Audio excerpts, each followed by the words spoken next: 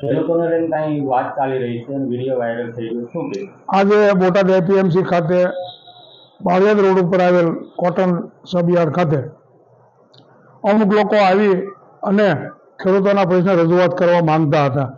જે અનુસંધાને આજે 10 સાડા 10 વાગ્યે ખેડૂતોની સંખ્યામાં ભેગા થયેલા અને મારી પણ અને મારા સમગ્ર બોર્ડની ત્યાં હાજરી હતી.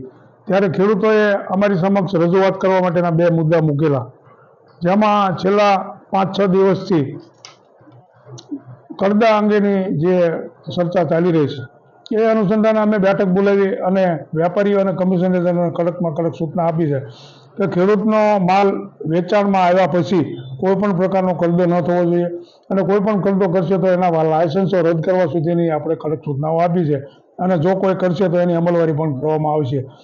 પરંતુ મને ત્યાં મોટી સંખ્યામાં ખેડૂતો એકત્રિત થયા હોય, મારા જિલ્લાના ખેડૂતો હોય, હું એપીએમસીનો ચેરમેન એટલે મારી પણ જવાબદારી છે કે મારે હાજર રહી અને ખેડૂતોની માંગ છે એ સાંભળવી પડે અને જવાબો આપવા પડે.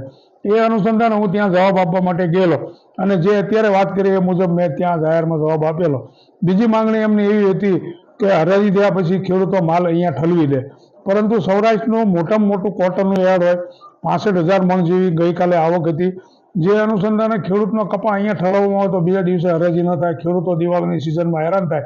આ શક્ય ન હોવાથી મેં 2-3 દિવસનો ટાઈમ માંગ્યો હતો.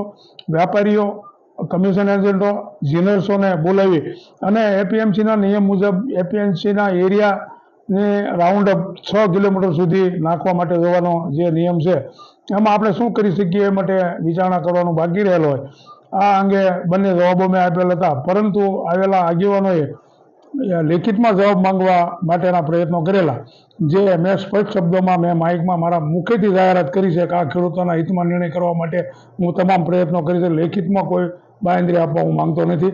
સાથોસાથ બોટાદ એપીએમસી એવું મોટું માર્કેટ યાર્ડ છે કે ગુજરાતમાં 10મા નંબરનું મોટું માર્કેટિંગ યાર્ડ છે આવકની દ્રષ્ટિએ, અને બોટાદ એપીએમસી દ્વારા ખેડૂતોના હિતમાં જીવન અકસ્માત સહાયના વીમા હોય, 3 લાખ રૂપિયાનો વીમો આપીએ છીએ. સાથોસાથ હમણાં જ 2,20,000 રૂપિયાના 2,000 પંપો દવા છાંટવા માટેના આપ્યા છે, 6 લાખ ચોપડાઓ વિદ્યાર્થીઓને આપ્યા છે. એપીએમસીની અંદર આવતી તમામ બોટાદ તાલુકાની મંડળીઓને ફર્નિચરો આપ્યા છે. આગામી દિવસોમાં ડેવલપિંગ માટેના પણ ઘણા બધા કામો આવે છે. આવી બધી પ્રવૃત્તિઓ એપીએમસી વિકાસના કામો કરતી હોય. સાથોસાથ આવેલા આગેવાનોએ આક્ષેપો કરેલા કે સીસીઆઈની ખરીદીમાં પણ એપીએમસીએ ગોટાળા કર્યા છે. તો હું આગેવાનોને જવાબ આપવા માગું છું કે સીસીઆઈ અને જીનર્સ, સીસીઆઈ ટેન્ડર બહાર પડે, જે લોકો જીનર્સ છે એ ટેન્ડર ભરે પીલાય માટેના, એ બેનો વહીવટ હોય છે. એપીએમસીને એમાં કાંઈ લેવા દેવા નથી. એપીએમસીનો બિલકુલ અનુભવ નહીં ધરાવતા લોકો જે આક્ષેપો કરી રહ્યા છે એને હું સખત શબ્દોમાં વખોડું છું. સાથોસાથ બાંધકામની અંદર પણ ટેન્ડરો થતા હોય છે, નિયમ મુજબના કામો થતા હોય છે, એન્જિનિયરો હોય છે, કોઈ પણ પ્રકારનો ભ્રષ્ટાચાર થતો નથી. અગાઉ ભરતીમાં ભ્રષ્ટાચારના આક્ષેપો કર્યા છે, એને પણ હું સખત શબ્દોમાં વખોડું છું. મેં આવ્યા પછી કોઈ પણ પ્રકારની 2 વર્ષની અંદર ભરતી કરી નથી. અગાઉના બોર્ડની અંદર જે ભરતી કરવામાં આવી છે નિયમ અનુસાર કરવામાં આવી છે. આવડું મોટું યાર્ડ હોય ત્યારે કર્મચારીઓની ભરતી અને પ્રમોશનના વિષયો આવતા હોય છે, એની મંજૂરીઓ લઈ અને બધી જ કામગીરી કરવામાં આવતી હોય છે.